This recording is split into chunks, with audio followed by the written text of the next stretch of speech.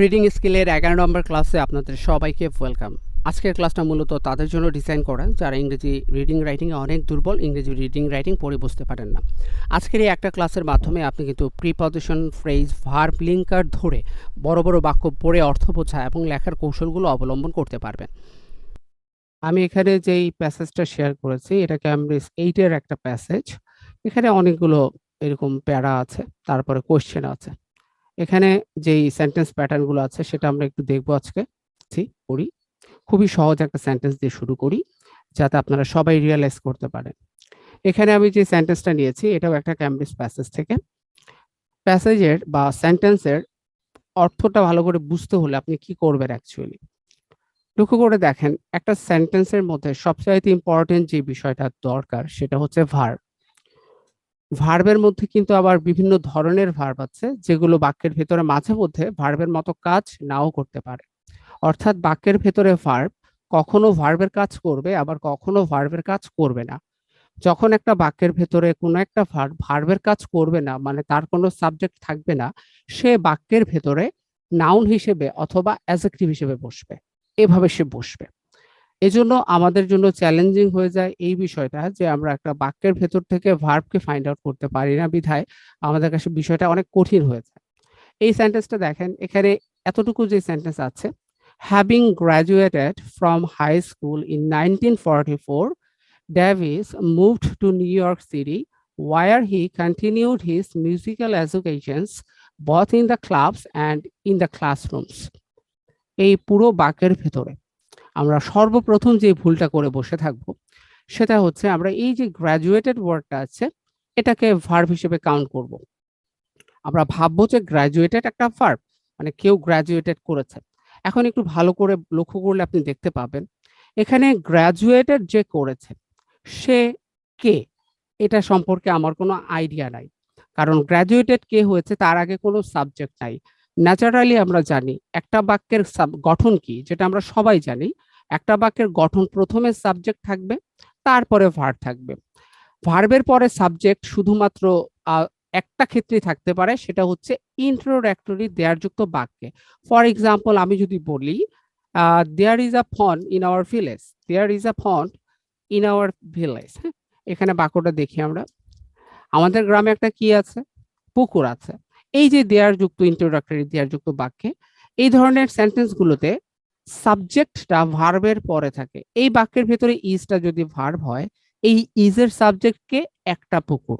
এখন আমি যদি এই বাক্যটাকে এভাবে না লিখে বাক্যটাকে আমি যদি ঠিক এভাবে লিখি যে আমাদের পুকুরে অনেকগুলো পুকুর আছে, তাহলে আমরা কিন্তু এখানে আ পন্ড লিখবো না, ম্যানি পন্ডস বা সাম পন্ডস এরকম লিখবো, ম্যানি পন্ড। তখন আর পন্ড হবে না, আমাদের এখানে পন্ডের জায়গায় এস দিতে হবে। অনেক পুকুর আছে ইন আওয়ার ভিলেজ। এবার লক্ষ্য করলে দেখা যাচ্ছে আমরা এখানে একটা মিস্টেক করছি, কারণ আমাদের গ্রামে তো অনেকগুলা পুকুর, তখন আর এখানে আর ইজ হবে না। এখানে দেখেন, লক্ষ্য করে আমি একটু বড় করে দেখাই, ওয়ার্ড ফাইলের এটার নিচে একটা গ্রিন দাগ আসছে। তার মানে সে আমাকে বলতেছে এখানে আমি একটা গ্রামাটিক্যাল মিস্টেক করছি। তাহলে আমি গ্রামাটিক্যাল মিস্টেকটা হবে না কখন, আমি যদি এই ইজটাকে কি করে দিই, আর করে দিই, এবার এটা ঠিক আছে। তাহলে দেখতে পাচ্ছি যে আমরা ইন্ট্রোডাক্টরি দেয়ার যুক্ত বাক্যগুলোতে সাবজেক্টটা ভার্বের পরে থাকে। এছাড়া পৃথিবীর প্রায় সকল বাক্যে ভার্ব সাবজেক্ট কিন্তু ভার্বের আগেই থাকবে। তাহলে এখানে গ্র্যাজুয়েটের আগে কি নাই, কোনো সাবজেক্ট ওয়ার্ড নাই। তাহলে এই ভার্ব কখনো বাক্যের ভার্ব হতে পারে না। এই হলো একটা এক্সকিউজ। এবং আরেকটা এক্সকিউজ হচ্ছে তার পূর্বে হ্যাভ ভার্ব থাকতে হবে। হ্যাঁ, তার পূর্বে এখানে একটা হ্যাভ ভার্ব আছে, এবং এটাকে কি বলা হয়, এক ধরনের পার্টিসিপল বলা হয়, এবং পার্টিসিপল বাক্যের ভিতরে অ্যাডজেক্টিভের কাজ করে। তাহলে এই অংশটুকু কোনো অবস্থাতে বাক্যের ভার্ব না। এই গেল একটা ব্যাপার। তাহলে কথা হচ্ছে এখানে এই হ্যাভিং থেকে শুরু করে কমা পর্যন্ত যে অংশটুকু আছে সেটা কি, এই অংশটুকুকে বলা হয় প্রিপজিশনাল ফ্রেজ। এখন আমি আপনাকে ঠিক এই রকমের অংশ এখানে দেখাই। দেখেন, এই যে ক্যামব্রিজ প্যাসেজটা আছে, according to archaeological evidence, same pattern. লক্ষ্য করে দেখেন, একেবারে সেম প্যাটার্ন, মাত্র আমরা যেটা দেখছি সেম প্যাটার্ন। আবার আমরা যদি এখানে ক্যামব্রিজের ওই প্যাসেজটাতে যাই, এখানেও কিন্তু আমরা এই ধরনের বাক্যগুলো প্রায় পাবো। এই যে seeking the high profits promised by the cinnamon market, এই সেম প্যাটার্ন, একেবারে সেম প্যাটার্ন। অর্থাৎ এখানেও সাবজেক্ট নাই, তারপরে আপনার আমি এখানে যেটা দেখালাম এখানে ওই অংশে সাবজেক্ট নাই, এবং এখন যে সেন্টেন্সটা আমরা সমাধান করতেছি এখানেও সাবজেক্ট নাই। সবচাইতে মজার ব্যাপার হচ্ছে এই ধরনের সেন্টেন্স প্যাটার্ন, মানে এই ধরনের বাক্যের যেই বৈশিষ্ট্য আমরা এটা প্রায় দেখব। তাহলে এগুলো কি? এগুলোকে বলা হয় guys phrase.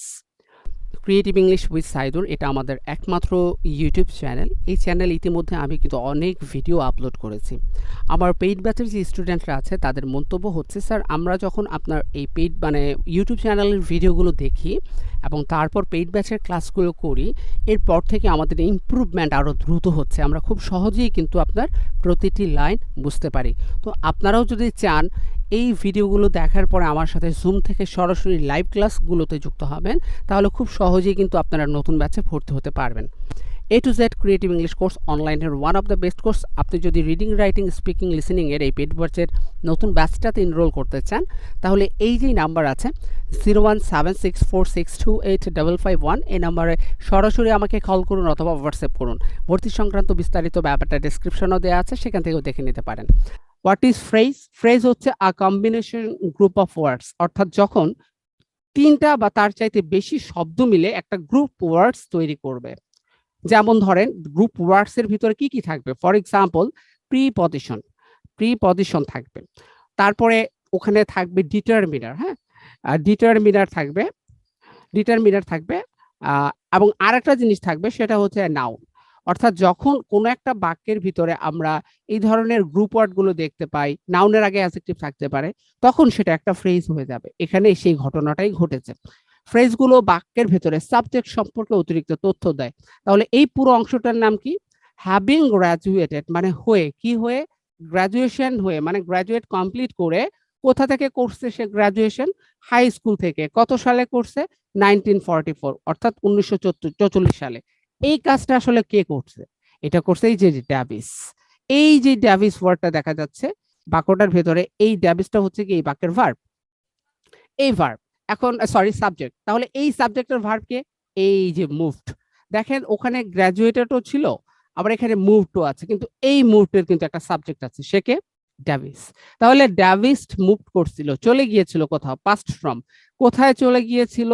Two new York city, মানে সে নিউ ইয়র্ক শহরে চলে গিয়েছিল, সে নিউ ইয়র্ক শহরে চলে গেছিল, তাই না? এবার এতটুকু অংশের ভিতরে দেখেন, এতটুকু অংশের ভিতরে এই ড্যাভিস মুভড এতটুকু বললেও তো বাক্যটা হতো, কিন্তু তার আগে বা পরে এগুলো কেন লিখছে এটা আপনাকে বুঝতে হবে। ড্যাভিসের আগে যেই অংশটুকু দেওয়া আছে এটা হচ্ছে ড্যাভিস সম্পর্কে একটা মানে অতিরিক্ত তথ্য। যেমন ধরেন এখানে আমরা দুইটা বাক্য কিন্তু একসাথে একত্র, আচ্ছা এই বাক্যটা, হ্যাঁ, এই যে এই বাক্যটা ভালো করে দেখেন, আমি এখানে কি বলছি? ড্যাভিস প্রথমত কি করছে? সে গ্রাজুয়েশন কমপ্লিট করছে 1944 সালে এবং সে চলে গেছে নিউ ইয়র্ক শহরে। এভাবে বাক্যটাকে লেখা যেত।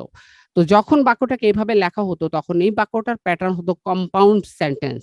কিন্তু এখানে এই যে সেন্টেন্সটা তৈরি করা হয়েছে এটা কিন্তু এই অংশটুকুর ভিতরে কম্পাউন্ডের কোনো লেশ নাই। তারা একটা ভার্বকে কি করছে? নন ফাইনাইট ভার্বে রূপান্তর করে দিছে এই হ্যাভিং গ্রাজুয়েটকে। এই কাজগুলো তারা বাক্যের ভিতরে প্রচুর করে। মানে বাক্য স্মার্ট করতে হলে, আপনি আপনার রিডিং রাইটিং কে ডেভেলপ করতে হলে এই যে মার প্যাচগুলো আছে না, এটা বুঝতে হবে। তাহলে প্রথমত আমরা বুঝতে পারলাম এখানে আসলে দুইটা ভার্বের, দুইটা কাজের কমিউনিকেশনকে একসাথে করছে। এরপরে কি করা হলো? আর এরপরে আরেকটা জিনিস এখানে শিখতে হবে, সেটা হচ্ছে টু এর ব্যবহার। এই যে টু দেখতেছি আমরা, টুটা দুইটা উদ্দেশ্যে ব্যবহার হয়, দুইটা কাজে। দুইটা কাজ কিরকম? যখন আমরা টু এর পরে কোনো একটা নাউন পাবো তখন আমরা মনে রাখবো টু এর উদ্দেশ্য কোনো একটা দিকে।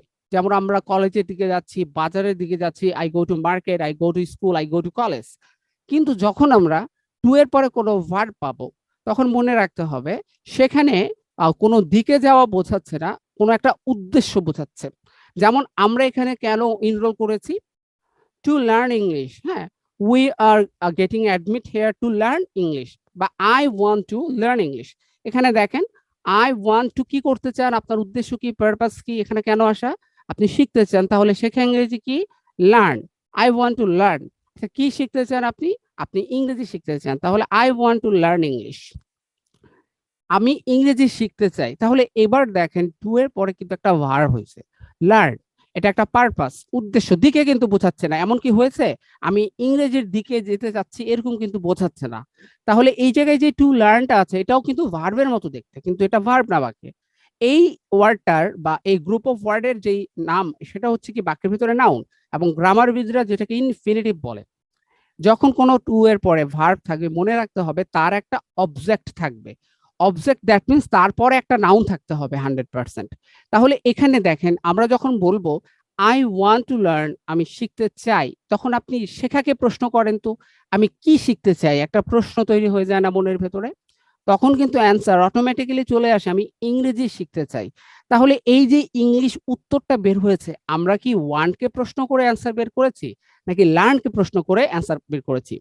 গিয়েছিল। ওকে, এবার দেখেন পরবর্তী অংশটা, সেটা কি? এই যে ওয়ার দেখতে পাচ্ছি, এই ওয়ার একটা ডাব্লিউএইচ ওয়ার, মানে প্রশ্নবোধক বাক্য। যেমন আমি যদি জিজ্ঞেস করি ওয়ার আর ইউ ফ্রম, তুমি কোথা থেকে আসছো, এটা বললাম আমি ওয়ার আর ইউ ফ্রম, তুমি কোথা থেকে আসছো, ইটস আ কোয়েশ্চেন। তুমি কোথা থেকে আসছো, আপনাকে অ্যান্সারে বলতে হবে আই অ্যাম ফ্রম ঢাকা, বা যেখান থেকে আপনি থাকেন সেটা বলতে হবে। যেমন প্রশ্ন তেমন অ্যান্সার, আপনাকে প্লেসটা বলতে হবে। It's a WH questions. এখানেও একটা জিনিস জানার আছে, সেটা পরে বলছি। তো লক্ষ্য করে দেখেন, এখানে আমি ওয়ার দিয়ে প্রশ্ন জিজ্ঞেস করেছি, কোনো একটা কিছু জানতে চাচ্ছি, তো সেটার উত্তরে ওয়ারের অ্যান্সারটা কি বের হয়েছে বলেন তো? ওয়ার আর ইউ ফ্রম, তুমি কোথা থেকে আসছো, মানে ওয়ার দ্বারা আমি কিসের কথা জিজ্ঞেস করতেছি? ভালো করে বুঝলে দেখা যাবে আমি একটা কোনো জায়গার নামের কথা জানতে চাচ্ছি, দেন আপনি অ্যান্সারে তাকে বলছেন ঢাকা। তাহলে এই ওয়ার্ডের অ্যান্সার ঢাকা ছিল। তাহলে এই ঢাকার পরিবর্তিত ওয়ার্ডটা বসছে, এই জন্য এটা একটা প্রোনাউন। কিন্তু যদি এটা ইন্টারোগেটিভ বাক্যে ব্যবহৃত হয়, সেক্ষেত্রে আমরা তাকে স্পেসিফিক ভাবে ইন্টারোগেটিভ প্রোনাউন বলবো। এই জন্য এই ডাব্লিউএইচ ওয়ার্ডটা একটা ইন্টারোগেটিভ প্রোনাউন। হ্যাঁ, ইন্টারোগেটিভ প্রোনাউন। এবার এই ইন্টারোগেটিভ ওয়ার্ড গুলা ওয়াই ওয়াট, এগুলো মাঝে মধ্যে আবার রিলেটিভ প্রোনাউন হতে পারে। ফর এক্সাম্পল যেমন এটা where he continued his musical educations, যেখানে সে তার মিউজিক নিয়ে যে পড়াশোনাটা আছে সেটা কন্টিনিউ করেছিল। both in clubs and in the classroom, একই সাথে তার ক্লাবগুলোতে, সেই যে ক্লাবগুলোতে যেত, এবং সেই তার যে পড়ার ক্লাসরুমগুলো ছিল, মানে যেখানে সে ভার্সিটিতে পড়তো আর কি, সেখানেও সে কিন্তু মিউজিক নিয়ে কি করছে, তার যেই প্র্যাকটিসটা আছে সেটা করছে। তাহলে এখানে বন্ধুরা এই ওয়ার অর্থ কিন্তু আর কোথায় না, যেখানে হয়ে গেছে। যেখানে এরকম ভাবে ডাব্লিউএইচ ওয়ার্ড গুলার দুই রকমের অর্থ থাকে, কেন, যেন, এখানে, যেখানে, এরকম হয় আর কি। তো যখন এরকম ভাবে যেখানে হয়, মানে ইন্টারোগেটিভ হয় না, তখন এটার নাম হয়ে যায় রিলেটিভ প্রোনাউন। আর রিলেটিভ প্রোনাউন কি করে বাক্যের ভেতরে? রিলেটিভ প্রোনাউন বাক্যের ভিতরে তখন আসে যখন বাক্যের ভেতরে একটা কমপ্লেক্স অংশ অর্থাৎ সাবঅর্ডিনেট ক্লজের প্রয়োজন হয়, মানে বাক্যকে বড় করার জন্য, বাক্যকে কানেক্ট করার জন্য এই রিলেটিভ প্রোনাউন গুলো তার পূর্বের যে নাউন ওয়ার্ডটা আছে তার সম্পর্কে তথ্য দেয়। তাহলে এখানে ওয়ার বলতে কার কথা বোঝানো হয়েছে বলেন তো? আমরা এই প্রশ্নে পেয়েছি কোথায়? ঢাকা না? তাহলে এখানে ওয়ার বলতে একটা জায়গার নামের কথা বলা হয়েছে, সেটা হচ্ছে নিউ ইয়র্ক সিটি। ওই নিউ ইয়র্ক সিটিতে সে কি করছিল? কন্টিনিউ করছিল। সেকেন্ড ভার্ব এই বাক্যে, সে পড়ার কন্টিনিউ করছে। কি কন্টিনিউ করছে? হিজ মিউজিক্যাল এডুকেশন, তার মিউজিক নিয়ে যে পড়াশোনাটা আছে সেটা কন্টিনিউ করছে। এতটুকু হলে বাক্যটা কিন্তু শেষ হতো, কিন্তু এখানে এই কাজটা না করে এখানে আবার দেখেন দুইটা প্রিপজিশনাল ফ্রেজ যুক্ত করছে। একটা হচ্ছে ইন দা ক্লাবস। এই ইন দা ক্লাবস অর্থ কি? এটার অর্থ হচ্ছে ক্লাবে। আমরা প্রিপজিশনের ব্যবহার শিখি, হ্যাঁ, প্রিপজিশনের ব্যবহার অবশ্যই জানতে হবে। এটা না জেনে আপনি কখনোই ইংরেজি বাক্য লিখতে পারবেন না, ইংরেজি বাক্য পড়তে পারবেন না। এই দুইটা অংশের অর্থটা একটু দেখেন। ইন দা ক্লাবস মানে হচ্ছে ক্লাবে, বয়কার বে, অর্থাৎ বাংলা ক্রিয়ার শেষে এ আসতেছে, তাই না? আবার ইন দা ক্লাসরুম, এখানেও কিন্তু একই রকম ভাবে এ আসতেছে, ক্লাবে, ক্লাসরুমে। এরকম ভাবে আমরা মাঝে মধ্যে বাংলা যে কথাবার্তাগুলো বলি, আমি স্কুলে আছি, ক্লাবে আছি, বইটা টেবিলের উপরে আছে, এটা ওইটার নিচে আছে, ওই যে একার আকার র এর, এই ধরনের যে সেন্সগুলো আমরা বাংলা ক্রিয়াতে দিই, ইংরেজিতে এই ধরনের সেন্সগুলো দেওয়ার জন্য তারা বাক্যের ভিতরে প্রিপজিশন ব্যবহার করে। এই কাজটা এখানে করা হয়েছে। যদি আপনি দা ক্লাবস দেন তাহলে বাক্য কিন্তু হবে না। এই দুইটা অংশ হচ্ছে গিয়ে প্রিপজিশনাল ফ্রেজ। এটা একটা প্রিপজিশনাল ফ্রেজ, এটা একটা প্রিপজিশনাল ফ্রেজ। খুব সহজেই ধরা যায়। আমি যেই অংশ তিনটা বলছি, তিনটা জিনিস থাকতে হবে। একটা হচ্ছে প্রিপজিশন, এই দাটা হচ্ছে ডিটারমিনার, আর এই যে ক্লাবস ওয়ার্ডটা আছে এটা একটা নাউন। তাহলে এটা একটা ফ্রেজ। এখানে দেখতেছেন যে হিজ মিউজিক্যাল এডুকেশনস, এটাও একটা ফ্রেজ। তার মিউজিক নিয়ে পড়াশোনা, এই এডুকেশনটা একটা নাউন। এখানে মিউজিক্যাল অ্যাডজেক্টিভ, হিজটা পসেসিভ অ্যাডজেক্টিভ, অর্থাৎ এখানে তিনটা ওয়ার্ডের কম্বিনেশন আছে। এভাবে আপনি যদি গ্রুপগুলোকে, কম্বিনেশনগুলোকে আলাদা করে দেন, আবার এখান থেকে এই যেমন ধরেন ফ্রম হাই স্কুল ইন 1944, এই এতটুকুকে আপনি ফ্রেজ ধরতে পারবেন। এতটুকুকে ধরেন, তাহলে দেখেন এই বাক্যটা কত ছোট হয়ে গেছে, কত ছোট হয়ে গেছে। দেখেন আমি ফ্রেজগুলোকে হলুদ রঙের আলাদা আলাদা করে ফেলছি। ফ্রম হাই স্কুল ইন 1944 মানে 1944 সালে হাই স্কুল থেকে একটা ফ্রেজ, তার মিউজিক নিয়ে পড়াশোনা একটা ফ্রেজ, ক্লাবে একটা ফ্রেজ, ইন দ্য ক্লাসরুম ক্লাসরুমে একটা ফ্রেজ। বাক্যের বাকি যে শব্দগুলো আছে আপনারা বলেন তো এই শব্দগুলোর অর্থ এক করে আমরা কি বাক্যটা তৈরি করতে পারতাম না? বাক্যটার অর্থ বুঝতে পারতাম না? আপনারা সবাই স্তব্ধ হয়ে গেছেন কেন? পারতাম? অবশ্যই পারতাম। তো এখানে এই যে প্যাটার্ন গুলো আছে, এই ফ্রেজ ধরে ধরে শেখার হচ্ছে একটা প্যাটার্ন। এবার আপনি দেখেন আমি এই অংশগুলোর ভেতরে যা যা শিখছি সেটা কি কি ছিল। আপনারা যে ওই যে রিডিং রাইটিং এ ভালো করতে চান, আসলে আমরা আমাদের পারপাস বুঝি না, আমরা কেন শিখতেছি, কি শিখতে হবে, কোথা থেকে শিখবো, আমাদের মধ্যে এই ধরনের কনফিউশন কাজ করে বিধায় আজ পর্যন্ত আমাদের শেখা হয় নাই। আপনাকে বুঝতে হবে আসলে কি জানলে আমি ভালো করে শিখতে পারবো, জানতে পারবো। তাহলে এখানে আমি বুঝতে পারলাম প্রথমত যে বিষয়গুলো জানলে ইংরেজি পড়া যায় আপাতত এই সেন্টেন্সটার জন্য, সেটা হচ্ছে ভার্ব ফাইন্ড আউট করা, অর্থাৎ আমাকে চিনতে হবে ভার্ব। তো ভার্ব চিনলেই হবে না, ভার্বের মধ্যে যেই বিষয়গুলো আছে মানে নন এবং ফাইনাইট, নন ফাইনাইট মানে মেইন ভার্ব নাকি ওইটা আমার আপনাকে বুঝতে হবে। এইগুলো একটা ব্যাপার। আপনাকে বাক্যের ভেতর থেকে সাবজেক্ট চিনতে হবে, এ হচ্ছে একটা ব্যাপার। আপনার বাক্যের ভেতরে প্রিপজিশনের ব্যবহার জানতে হবে, প্রিপজিশনের ব্যবহারগুলো জানতে হবে। এই তিনটা জিনিস জানলাম। ও আরেকটা জিনিস, সেটা হচ্ছে ওই যে আমরা যেটাকে লিঙ্কার বা এটাকে কানেক্টরও বলে অনেকে, তাই না? কানেক্টর বলতে পারেন, লিঙ্কার বলতে পারেন, যাই বলতে পারেন আপনি, ওই ওটাকে দিতে পারেন কানেক্টর। মানে সেন্টেন্স সম্পর্কে জানতে হলে আপনাকে লিঙ্কার জানতে হবে, লিঙ্কার এগুলো জানতে হবে। যদি আপনি এগুলো জানতে পারেন, এগুলোর ব্যবহারগুলো বুঝতে পারেন, তাহলে বাক্য তৈরি করার পাশাপাশি লিখতে পারবেন। শুধুমাত্র আপনার ক্যামব্রিজ না, আপনি ভেবে থাকতে পারেন যে আমি তো স্যার ক্যামব্রিজ পরীক্ষা দেবো না, সেক্ষেত্রে শুধু ক্যামব্রিজ না, আপনি আসলে যে কোনো ধরনের ইংলিশ লিখতে পারবেন, পড়তে পারবেন, এই বিষয়গুলো জানতে পারলে আর কি। এটা আমাদের জন্য চ্যালেঞ্জিং। আচ্ছা, তো এটা গেল একটা সেন্টেন্স। এবার আমরা যদি ওই বাকি যে দুটো অংশ আছে সেখানে যাই, এই প্রিপজিশনাল ফ্রেজের ব্যবহারটা একটু দেখাই দিই। ইট ওয়াজ নন, এটা একটা প্যাসিভ, এটাকে সবাই চিনতো। ওয়াজ নন ইন বিবলিক্যাল টাইমস, বাইবেলের সময়কালে। এ আছে না? কথা বলেন, কথা বলেন ভাই। এ আছে তাই না? বাইবেলের সময়কালে এ বোঝাতে ইন আসছে, এখানে ইন কিন্তু মধ্যে বোঝাতে আসে নাই, তাই না?